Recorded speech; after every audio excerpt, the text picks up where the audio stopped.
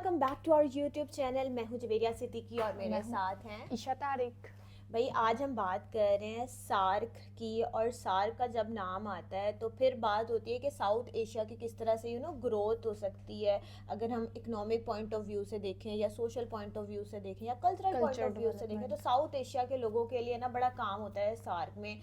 और सार्क में कंट्रीज आ जाते हैं, इंडिया आ जाता है, पाकिस्तान आ जाता है, मालदीव्स आ जाता है, श्रीलंका, बांग्लादेश, भूटान, नेपाल वगैरह, ये सारे कंट्रीज आ जाते हैं सार्क में। लेकिन अभी एक वीडियो आई है जिसमें कोई जयशंकर जो कि इंडिया के फॉरेन मिनिस्टर है, उनका कोई ब्रूटल रिप्लाई है मालदीव्स एंड पाकिस्तान को। तो सार्क के बारे में बात हो रही है but I am not sure कि ये क्या बात हो वीडियो रही में है। क्या हाँ, होगा? तो अब देखते हैं कि जयशंकर जी क्या कह रहे हैं।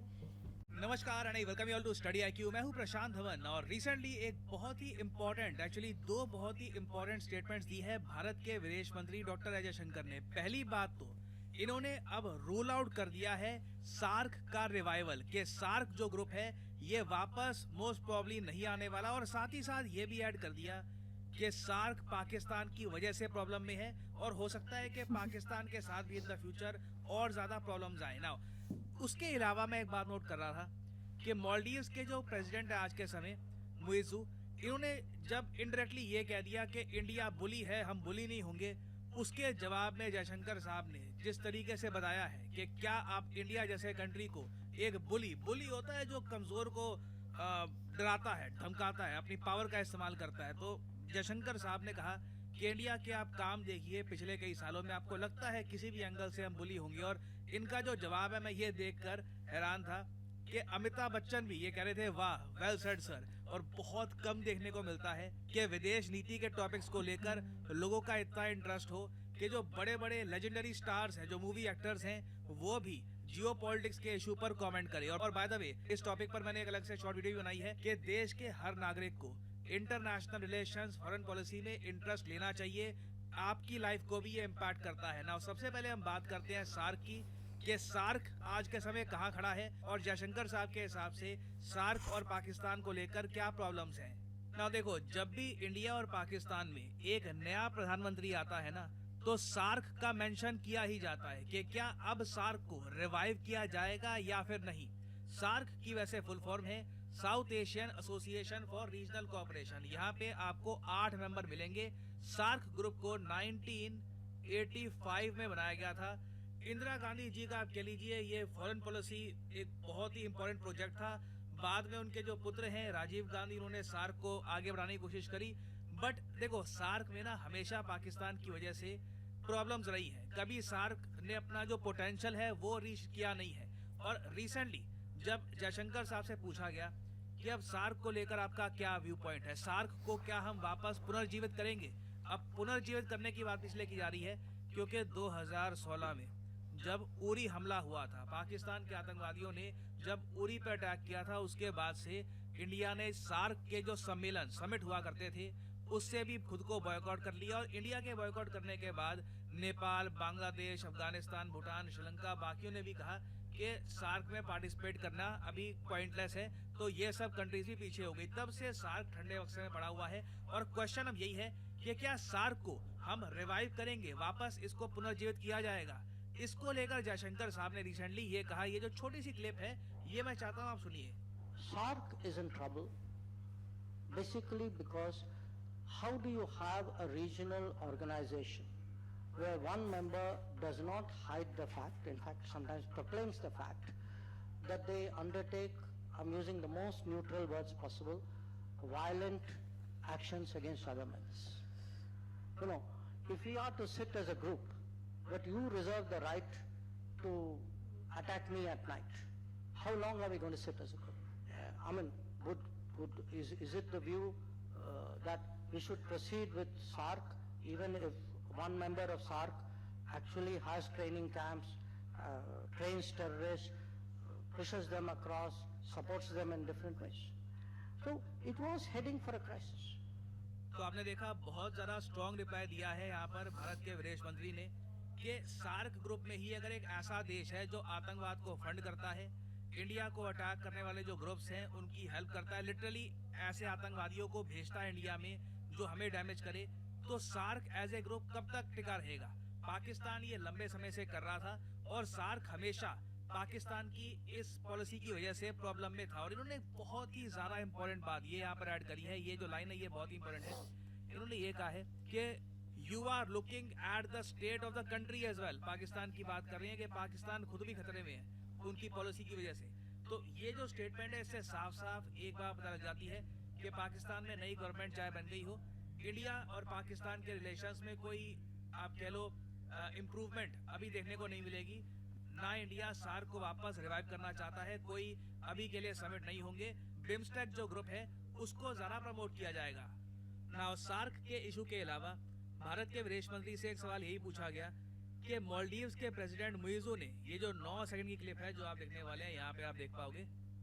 We may be small, but that doesn't give you the license to bully us. बहुत बड़ा शुक्रिया। अब ये जो लाइन है ना ये बहुत ही ज्यादा कंट्रोवर्सी में आ गई थी, क्योंकि यहाँ पर लिटरली मोहम्मद मुइज़ो इंडिया के कंटेक्स्ट में इनडायरेक्टली ये कह रहे हैं कि चाहे मालदीव साइज में छोटा हो मगर उससे आपको अधिकार नहीं मिलता कि आप हमको बुली करो।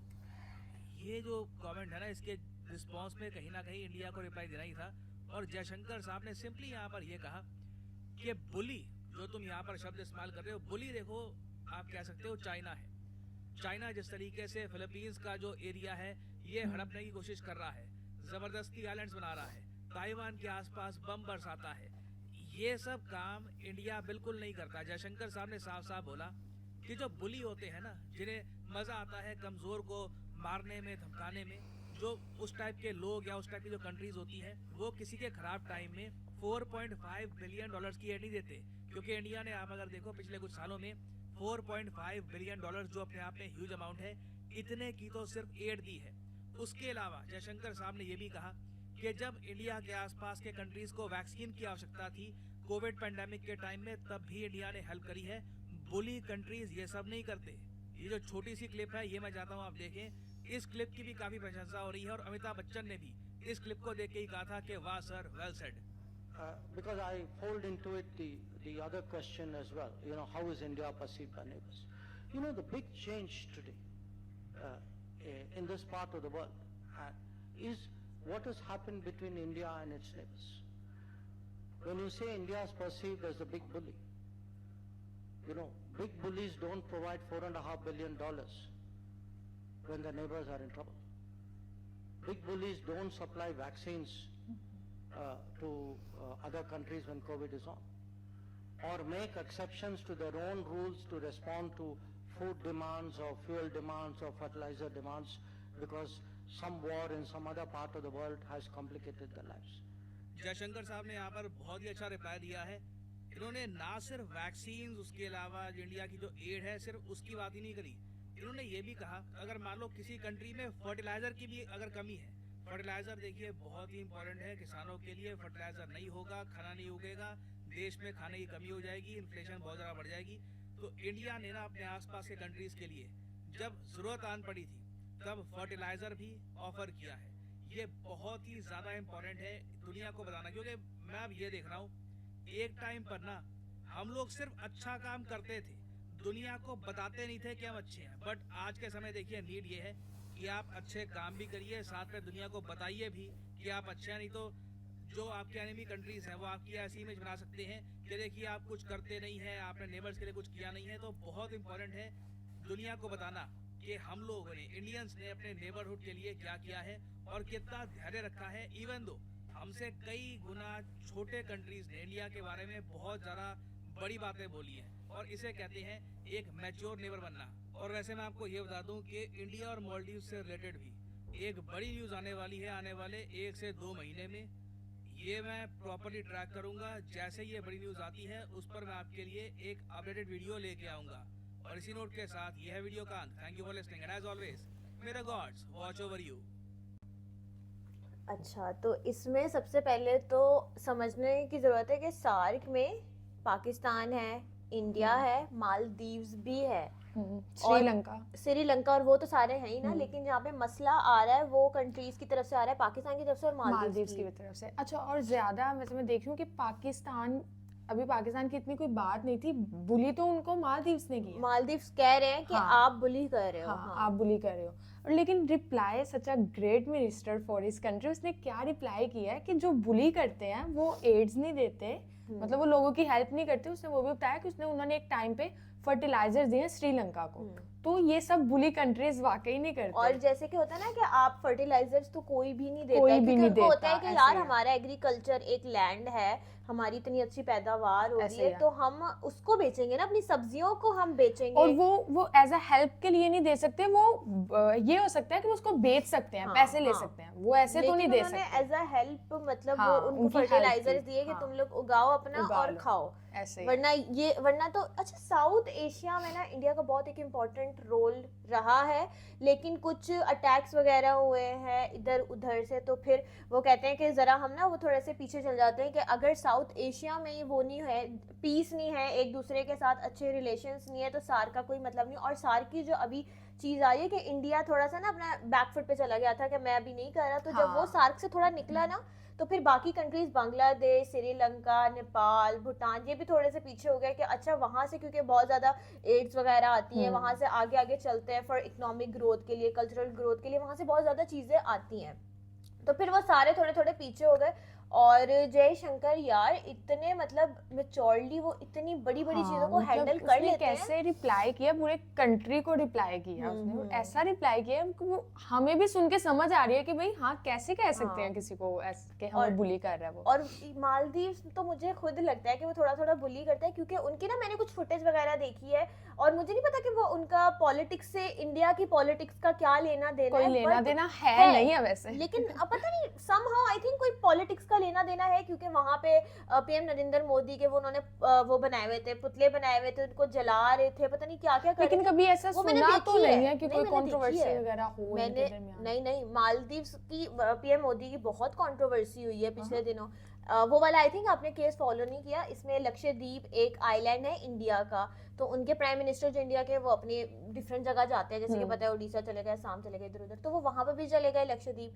तो मालदीव्स को बड़ा हुआ कि यार, क्योंकि ना मालदीव्स में लोग कहाँ जाते हैं हनीमून के लिए, इंडिया के लोग मालदीव जाते हैं, मालदीव पाकिस्तान जाते के हैं। जितने भी है मालदीव मालदीव जाते हैं, जाते क्योंकि वो साउथ एशिया में करीब है, यानी कि सही पड़ जाता है, बहुत ज्यादा नहीं इतना पड़ता। एक्सपेंसिव नहीं पड़ता एशिया के, कंपैरेटिवली, कि अगर एशियन आप कंट्रीज यूके या यूएस वगैरह हाँ। जाओ तो वो ज्यादा एक्सपेंसिव पड़ता है। ऐसे तो वो वहां चले गए। अच्छा, मालदीव्स को ये लगा कि यार ये पता नहीं हमारी वो कम करना चाह रहे हैं, जैसे कि हमारे टूरिज्म को ये टूरिज्म को, इफेक्ट हाँ। हो रहा है, ये चीज या अटैक कर रहे हैं, तो उनको ये लगा। तो उनके ना जो पॉलिटिशियंस थे, उनके कुछ ऑफिशियल्स थे, उन्होंने बड़ी ना अजीब अजीब एग्रेसिव होस्टाइल किस्म की ना उन्होंने स्टेटमेंट पास करना शुरू कर दी ट्विटर वगैरह पे, कि ये पता नहीं वो पीएम को उन्होंने क्या क्या बोला इंडिया के। फिर वहां पे फिर इतनी बड़ी एक वो फायर उठी कि उनके जितने भी ये सोशल मीडिया इन्फ्लुएंसर्स हैं, बॉलीवुड के जितने लोग हैं, वैसे जो पॉपुलेशन है, उन्होंने अपनी टिकट्स ही कैंसिल करवा दी मालदीव से, कि हम जाएंगे ही नहीं, क्योंकि आप हमारे जो ऑफिशियल्स हैं आप उनको टारगेट कर रहे हो। तो मालदीव्स और इनकी तो बहुत गर्मा गर्मी रही है।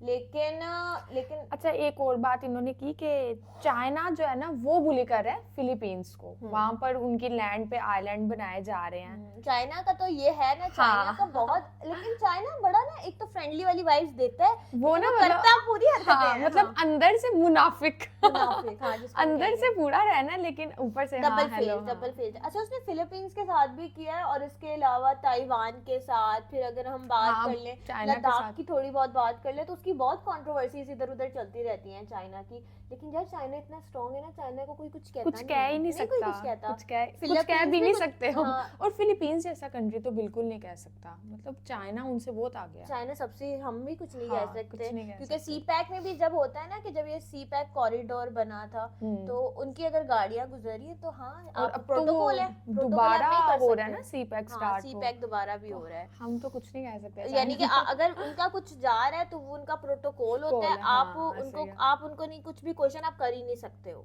और यार वो उन्होंने लगाया है हर जगह, उन्होंने लगाया भी है, लाइक अगर हम बात कर ले, हम जुटला भी नहीं सकते हैं हर जगह, यानी कि उन्होंने।